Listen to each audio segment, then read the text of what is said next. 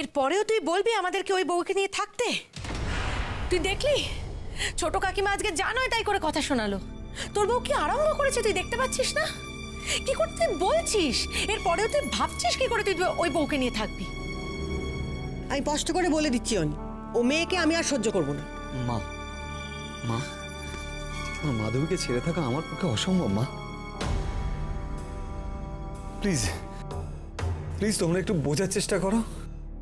তুই কি ডিসিশন নিলি না নিলি আমার জানার দরকার নেই দাদা। ডিসিশন যা নেওয়ার আমি নিয়ে নিয়েছি। ওই রকম একটা মাথা খারাপ মেয়েকে নিয়ে সারা জীবন আমাদের পক্ষে সংসার করা সম্ভব নয়।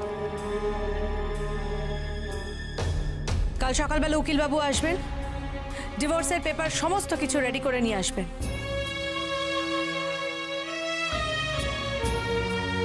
সইটা করে দিবি।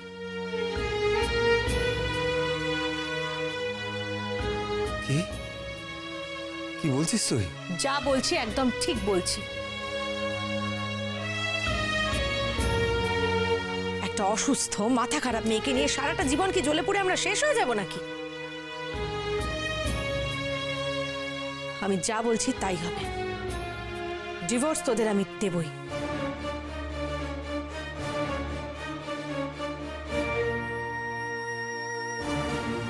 সর্বনাশ, দিদি এবার বড়দা আর বড় বৌদির ডিভোর্সটা করিয়েই ছাড়বে মনে হচ্ছে।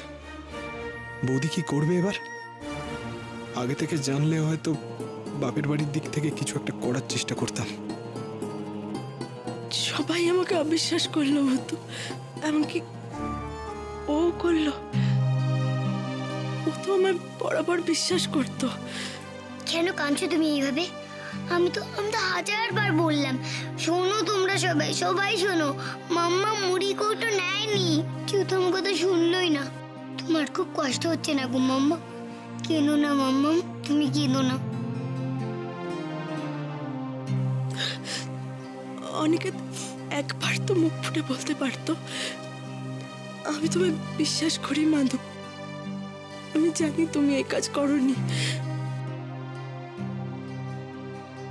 আচ্ছা, উপরের দাদু তো দেখেছিল যে তুমি ওই কৌটোগুলো নাওনি, তাহলে কেন কিছু বললো না? তারাও তো জিজ্ঞেস করে আসে উপরের দাদুকে কেন এমনটা করলো।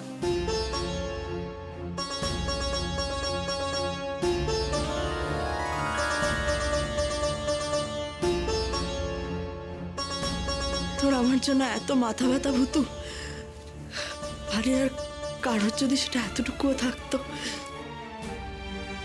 একবার তো আমাকে আড়ালে ডেকে বলতেও পারতো, মাধু কেঁদো না, আমি তোমার সাথে আছি। সবাই এত অপমান করলো। আমি এই সব কিছু বন্ধ করতে পারি, কিন্তু একটা শর্তে।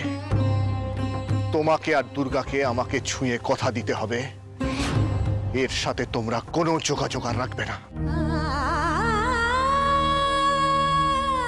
শোনো, আমরা এখনো তোমার মতন এতটা পাথর হয়ে যায়নি।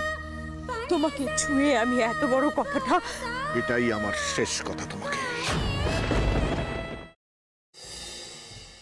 দাদা ভাই, পুতুলটা না দিয়ে এসেছি। আস্তে, একেবারে বজরংবলী আন্টির হাতে দিয়েছো তো? না, আমরা তো দরজা দিয়ে গড়িয়ে দিয়েছি, ঘরে তো ঠাম্মু ছিল তাই ঢুকতে পারিনি। মা ঘরে ছিল? এ বাবা, যদি মার হাতে পড়ে তাহলে তো মুশকিল। ওনার কোনো সর্দারজির সাথে পরিচয় ছিল? সর্দারজি না। ঠিক আছে, আমি তাও বলবো আপনারা একটু ঠান্ডা মাথায় ভাবুন। আসলে আমার জানাটা খুব দরকার। আমি তাহলে আসি, কিছু মনে পড়লে আমাকে অবশ্যই জানাবেন। আচ্ছা।